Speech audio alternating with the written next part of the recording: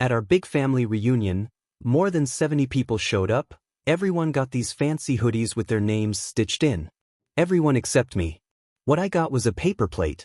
Written on it, in bold black marker, were the words, "Since you chose not to fund $12,000 for Sister's Paris photo shoot, please return all past family gifts since 2010.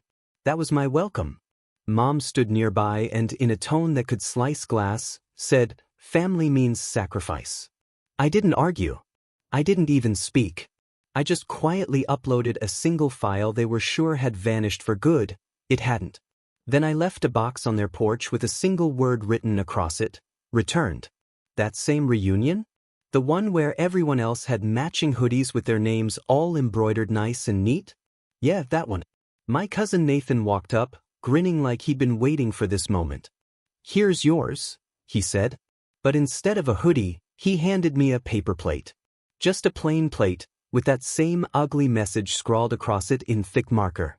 "Since you chose not to fund the $12,000 photo shoot for your sister, please return every family gift since 2010. It got quiet. Like awkwardly, pin drop quiet. All around me, people laughed over wine, clinked their plates, posed for photos. Kids ran between the picnic tables, wearing their little green hoodies like they were part of some proud tribe that clearly didn't include me anymore. I stood there, on the edge of the patio, holding that plate like it was some kind of public shaming badge. No one said hi. Nobody handed me a drink. There wasn't a name tag waiting for me. No hoodie either. Just that plate.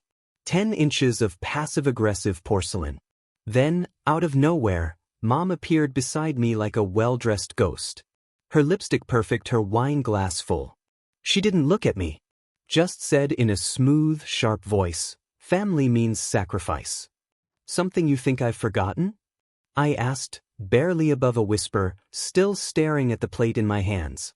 Because I sure remember paying the down payment for Uncle Ron's house. And covering Becca's rent when she lost her job. And let's not forget Grandma's dental bills. Nobody else was stepping up for those. Mom just took a sip of her wine, unbothered. "You always kept receipts," she said coolly. "That's your problem. Real generosity doesn't expect anything in return." "No," I replied, "but when generosity turns into obligation, it starts feeling more like pressure than kindness." She gave me this smile, like I was a kid who'd said something silly at the grown-ups table, and gently patted my arm. "Let's not ruin the day," she said. Ruin the day? I thought. Last time this many relatives were in one place, we were burying Grandpa. Back then, half these people sent me personal thank you messages for helping cover his hospice care. But today, not one of them would look me in the eye. They had plenty of cheers for my sister, though. Madison, the golden child. The favorite. The one whose dream had somehow turned into a $12,000 Paris vacation I was apparently expected to fund like some corporate sponsor for her influencer ambitions. And all I did was say no. Madison strutted by in her fancy green hoodie, with "Maddie" stitched across the chest in gold cursive. She didn't pause. Didn't greet me. She just laughed at whatever her boyfriend whispered in her ear. He glanced back at me with a smirk, like they'd won. They thought they'd buried it all. The secrets. The manipulation. The money trails. The fake smiles. The paper trail. The truth. They were sure that file was gone. It wasn't. I didn't scream. Didn't make a scene. Instead, I slid my hand into my coat pocket and felt for the cool edge of the USB stick. I stayed at that party for exactly 17 minutes. Just long enough for a few people to see the plate in my hand. Just enough time for the shame to really dig into my chest and settle in like wet cement. Then I turned, walked to my car, and drove across town. That night, while the rest of them were passed out from too much wine and 100 family selfies, I dropped a cardboard box on my parents' porch. One word, written across the top in bold red marker, "Returned." Inside?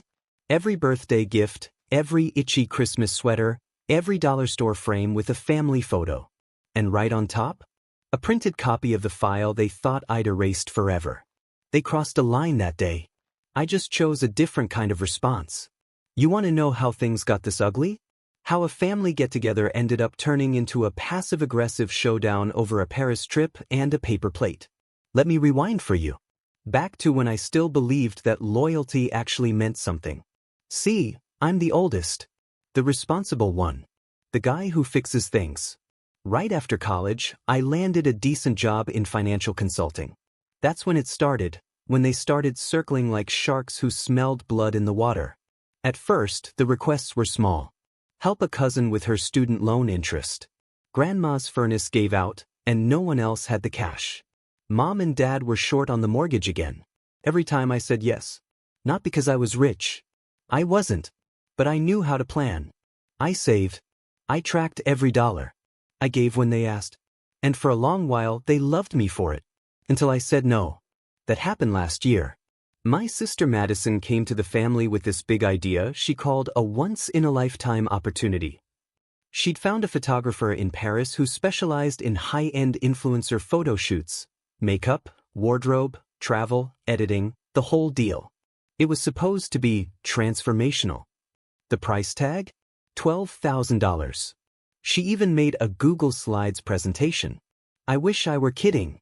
Each slide had cheesy quotes like "Legacy starts with visuals and images are influence." Her pitch was simple: I pay for the entire thing. No interest. No repayment.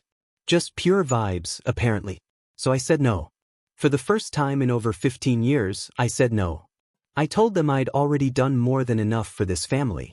If Maddie wanted her Paris dream, she could start saving, or hit up GoFundMe like everyone else. And that one no? It flipped everything upside down. Mom texted me that night, "After everything we've done for you." I texted back, "Like giving birth? Was that a loan or a lease?" 2 days later, Dad called. His words still echo in my head. "You're becoming cold," he said. Not selfish. Not ungrateful. Cold. Unfamily. Like I'd broken some invisible contract just by setting a boundary. But here's the thing. It wasn't just about that Paris trip. That was simply the final straw after years, honestly years, of me pouring into this family and getting drained in return. Back in 2014, I co-signed a car loan for Madison. Big mistake, but I wanted to help. Then in 2015, I helped refinance the family house to keep it from going into foreclosure. Yeah, using my credit, not theirs. Come 2016, Dad needed back surgery, and when insurance didn't cover the full bill, I stepped up and paid the deductible. In 2017, I covered Maddie's second shot at finishing her social media management program. Spoiler, she never completed it. 2018 brought another mess. I put money into this business idea my uncle was pitching like it was the next big thing. It folded in less than 4 months. 2019? That year, I got slapped with an IRS penalty because someone in the family passed my info to some sketchy tax guy. In 2020, when the pandemic hit, I covered rent for 3 separate households while also trying to keep my own job and sanity intact. And through all that, not once did I hear a sincere thank you. Just lukewarm appreciation that felt more like a printed receipt than real gratitude. By the time 2023 rolled around, I had shelled out over $58,000 for this family, across a whole decade. And the crazy part? They still kept coming back for more. Still asking. Still expecting. Like my bank account was some endless community donation bin and I was too dumb to notice the floor giving way beneath me. After I finally said no to Madison's Paris fantasy, the atmosphere shifted. Group chats suddenly went quiet the moment I typed anything. Mom stopped including me in updates, only looped in Maddie. At Thanksgiving, I showed up and found there wasn't even a spot for me at the main table. I ended up sitting next to the coat rack. But I still tried. I offered to help pay for Maddie's therapy or some kind of life coach if she needed help figuring things out. She snapped, "No. What I need is for my family to believe in my career." And here's the kicker, the cherry on top. That same week they were freezing me out over $12,000, an old friend from college messaged me. Said Madison had posted a TikTok. In the video she says, "My family is rich but toxic. They'd rather hoard money than support a woman's dreams." The thing blew up, 137,000 views. I watched it 3 times just to be sure I heard what I heard. She painted me as this greedy brother who cared more about his savings account than his sister's potential. No mention of the years I spent bailing her out. No backstory. No facts. Just pure fiction, dressed up as empowerment. I saved the video. Downloaded it. And then I went digging. Found screenshots of every transaction I ever sent. Invoices. PayPal notes. Every single, "Can you spot me until next month?" message she or someone else in the family had ever sent. I backed up everything twice. Once to the cloud, once to an encrypted USB. Then I waited. Because if there's one thing I've learned about this family, it's that silence isn't their last move. It's just the opening act. They always go public. They turn your boundaries into betrayal. So I wasn't surprised when they made their next move. I didn't expect the hoodie stunt at the reunion, but it fit the pattern. It was childish. Planned. Cold. But when I saw that paper plate, I actually smiled. Not because I found it funny, but because in that moment, everything became crystal clear. They really believed they could rewrite our entire history without me noticing. But they forgot one thing. I'm the one who paid for the printer. The next day, I went to work like nothing had happened. Greeted my coworkers, answered emails, crunched numbers like usual. But inside, something had snapped. Not loud or messy, just clean. Like a bone that's been under pressure for years and finally gave out over something small. Like a paper plate. That evening, I started printing. Everything. Bank statements. Screenshots from Venmo. Every PayPal receipt. I even built a spreadsheet with a running tally of every loan I'd given out. Labeled it clearly, dates, amounts, and reasons. I even highlighted the ones they said they'd pay back but never did. The file they thought I'd deleted? Still very much alive, and now even more detailed. I added Madison's TikTok to it. Captured the fake tears. The performative sighs. The part where she looked dead into the camera and said, "Some people only love you if they can control you." Alright then, I thought. Let's remove the condition. Let's remove me. That weekend, I did something unheard of in our family. I drew a line. I didn't call. I didn't text. I sent an email. Because after a decade of playing unpaid emergency fund, I've learned that paper trails matter more than promises. Subject line. Regarding recent events. "Hi all," I wrote. After taking time to reflect, I've made the decision to step away from any future financial involvement with the family. I attached a file listing every contribution I've made since 2010. The grand total? $58,634.87. I made it clear, I wasn't asking for repayment, just acknowledgement. And moving forward, I asked them not to reach out to me for money, co-signing, credit, or advice. This wasn't punishment. It was protection. A boundary. If family means sacrifice, then I've already given more than my fair share. I hit send. Blind copied every relative on the list. No response at first. But when the replies started coming in, yeah, they didn't hold back. First up was Mom. "You sent that to everyone?" she asked, clearly horrified. "Even Aunt Carol?" "Especially Aunt Carol," I replied. "She paid for Maddie's prom dress. She deserves to know what came next." Then Madison called. I let it ring 4 times before I picked up. "Are you serious right now?" she snapped. "You embarrassed me." "No," I said. "You embarrassed yourself when you twisted our past into a sob story for followers." "You couldn't just handle this privately?" she asked. "You really had to broadcast everything like dirty laundry?" "You're the one who made it public first," I reminded her. "TikTok? The pitch deck? The plate?" She didn't say anything, just breathing on the line. Then finally, her voice cracked. "I was trying to build something," she said. "I needed this." "You had 10 years, I told her, and $58,000 worth of rope." Then I hung up. The real storm came 2 days later. They called it an intervention. They showed up at my apartment. Mom, Dad, Madison, even Uncle Ron, the same guy I once bailed out with $6,500 for that doomed business idea. I should have seen it coming. But still, I wasn't ready for just how fast they tried to twist everything around. "You always kept receipts," Dad said, his tone full of bitterness. "Like some accountant." "Because nobody else did," I said, calm as ever. Someone had to keep track of the math. Mom dabbed at her eyes with a tissue. You're tearing this family apart. No, I told her. That happened the moment you decided my love was only valuable if it came with a check attached. Then Ron chimed in, arms folded across his chest. You think this makes you a hero? No, I said, looking each of them straight in the eye. But it makes me free. That's when Madison finally lost it. You're doing all this over a hoodie? It was never about the hoodie, I said. It's about all the years you made me feel like I didn't matter unless I was paying for something. Dad muttered, You're being dramatic.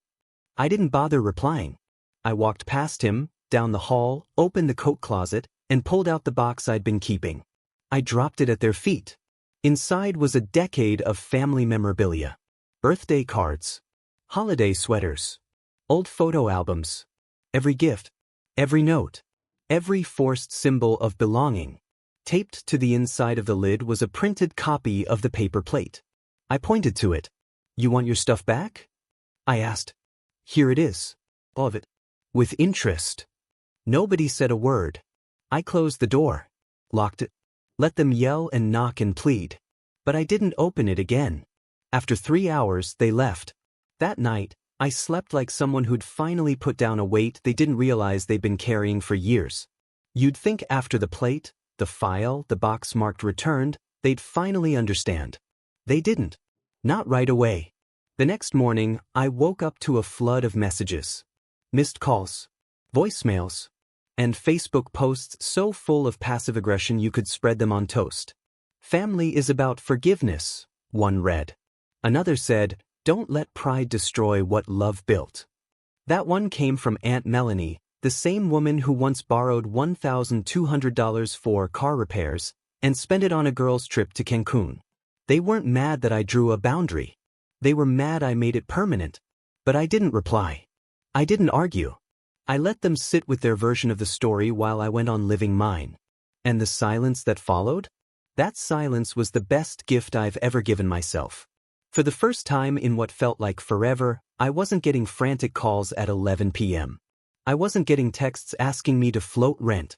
Nobody showed up at my door with tears and vague promises of, I'll pay you back soon. And you know what filled that space? I started going to the gym again. Not for a revenge body or a glow-up, but because I wanted to. I cooked meals. Slept through the night. Watched trashy TV with zero guilt. I even booked a solo trip to Ireland. Something I'd dreamed about for 10 years but always pushed aside in case Madison needed help with rent. Again. I was finally truly free. 3 weeks into this new chapter, something shifted. I got a message from my cousin Eric. They just saw everything. Wanted to say, I get it. We all saw how they treated you. Nobody spoke up, but we knew. Respect, man. Then came another, this time from Aunt Nora. I'm sorry. For how you were treated. I didn't know the full story. Thank you for the file. Turns out the file I sent did more than lay out the money trail. It revealed the rot. People started connecting dots. They remembered the time Dad said I was too proud to ask for help, even though he was secretly calling me to pay off his taxes. Or how Madison bragged about getting a new MacBook for free without ever saying I bought it. The pedestal they'd put her on? Correct. Then it collapsed. About a week later, Madison posted a new TikTok. She looked rough. Puffy eyes. Poor lighting. No ring light in sight.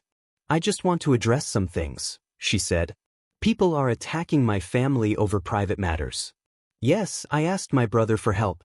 Yes, I expected him to support me. But family dynamics are complicated. He didn't need to expose me like that. Translation? She wasn't apologizing. She was embarrassed. The comments tore her apart. You used your brother for a photo shoot? You didn't need Paris. You needed a job. He paid for grandma's teeth and you handed him a plate? She took the video down within 2 days. From what I've heard, the influencer gig dried up. Her brand took a hit. Sponsors backed out. The Paris photographer even canceled her shoot, saying the collaboration no longer aligned with their values. Madison locked down all her social media accounts. Then Mom called. I didn't answer. She texted. I didn't handle things well. Neither did your father. We miss you. Can we talk? I waited 2 full days before I wrote back. I don't need apologies. I need change.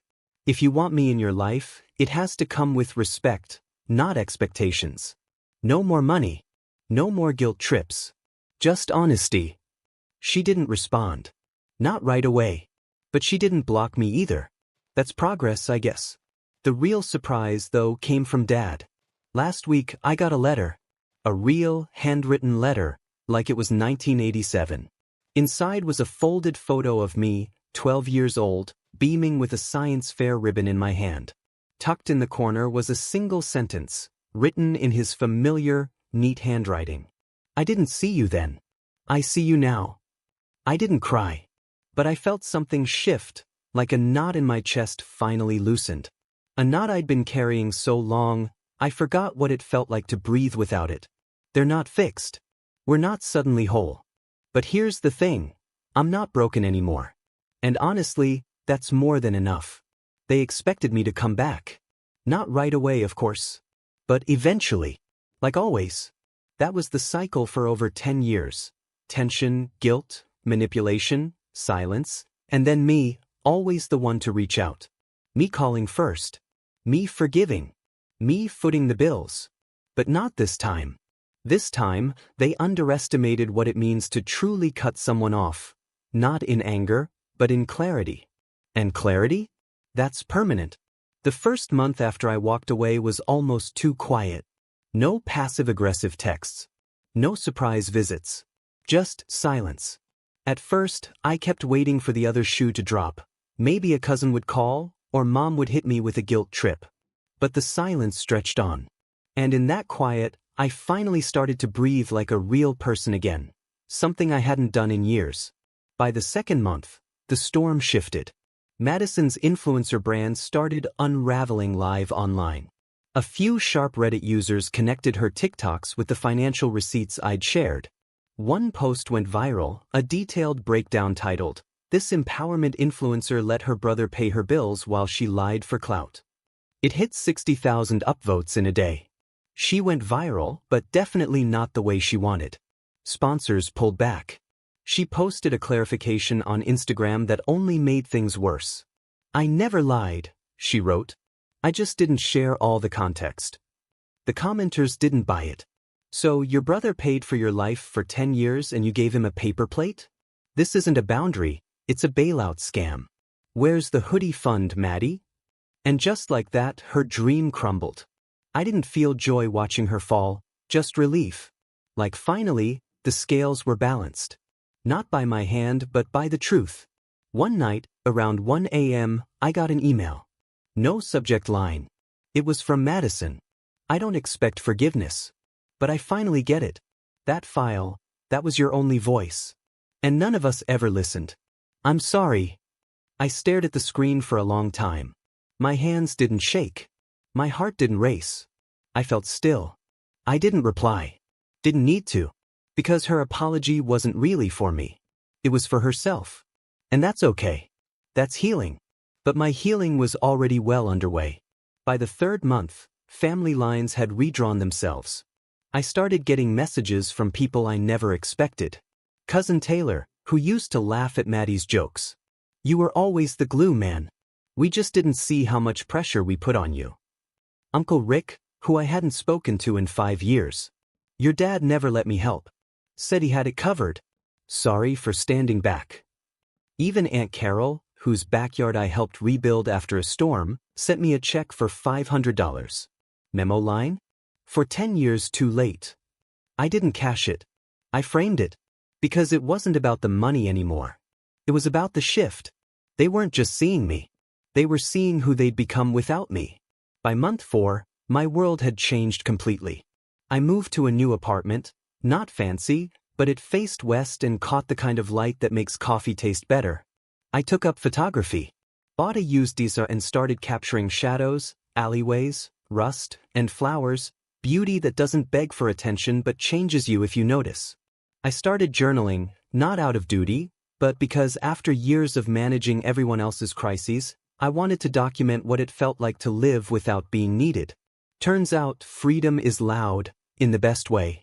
No more waking up fearing a text saying, "Can you help?"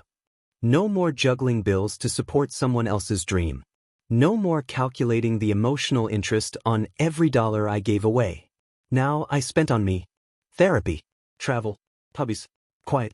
One morning, I booked a ticket to Iceland. No one knew. No one asked why. I just went. And there, surrounded by glaciers, black sand beaches, and breathtaking silence, I remembered what it felt like to be a person. Not a provider. Not a fixer. Not the family's backbone. Just a man. Then, exactly 6 months after the reunion, the final shift came. I was out running errands when I got home to find a small box on my doorstep. No return address. Taped carefully. My name written neatly on the outside. Inside was a forest green hoodie. Not just any hoodie, the exact ones they'd handed out at the reunion. But this one had something stitched on the front. The one who said no. And on the back? Bold white cursive. Finally free. No note. No explanation. Just fabric. A symbol. A quiet olive branch? Or maybe a tribute. Either way, I smiled. For the first time in months, I let myself laugh. Full-bodied, stupid, unstoppable laughter. The kind that bursts out when your soul realizes it's no longer chained. Then I put the hoodie on. It fit perfectly. You want to know what closure looks like? It's not forgiveness. It's freedom. It's knowing you were never the villain. Just the one who stopped bleeding for people who wouldn't even hand you a towel. It's watching those who confuse support with obligation finally sit with their reflection and ask, what did we lose when he walked away? And maybe, just maybe, it's knowing somewhere out there, someone else heard this story and whispered, me too. So, to anyone else carrying the weight of 1,000 paper plates and guilt-wrapped expectations, let go. You're not selfish for setting boundaries. You're not heartless for saying no. You're not wrong for walking away. Because love should never come with a bill. And sometimes, the strongest thing you can do is pack a box. Mark it, returned, and leave it at the door you'll never knock on again.